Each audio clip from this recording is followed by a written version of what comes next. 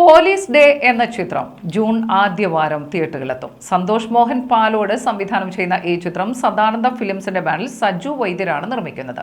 തികഞ്ഞ ഉദ്വേഗത്തോടെ അവതരിപ്പിക്കുന്ന ഈ ചിത്രത്തിന്റെ ട്രെയിലറിന് സമൂഹ മാധ്യമങ്ങളിൽ വലിയ സ്വീകാര്യതയാണ് ലഭിച്ചത്. ഒരു പോലീസ് കഥയുടെ എല്ലാ ത്രില്ലിങ്ങും ഈ ട്രെയിലറിൽ വ്യക്തമാക്കുന്നുണ്ട്. നന്ദു, ടിനി ടോം, പുതുമുഖം ഷാജി മാറഞ്ചൽ എന്നിവരാണ് ഈ രംഗങ്ങളിൽ പ്രത്യക്ഷപ്പെടുന്നത്. ഒരു പോലീസ് ഉദ്യോഗസ്ഥന്റെ മരണമാണ് ഈ ചിത്രത്തിലൂടെ അവതരിപ്പിക്കുന്നത്. ഒരു പോലീസ് സ്റ്റോറിയുടെ എല്ലാ ഉദ്വേഗവും സസ്പെൻസും കോർത്തിണക്കിയ ഒരു ക്ലീൻ എന്റർടൈനർ ആയിരിക്കും ഈ ചിത്രം.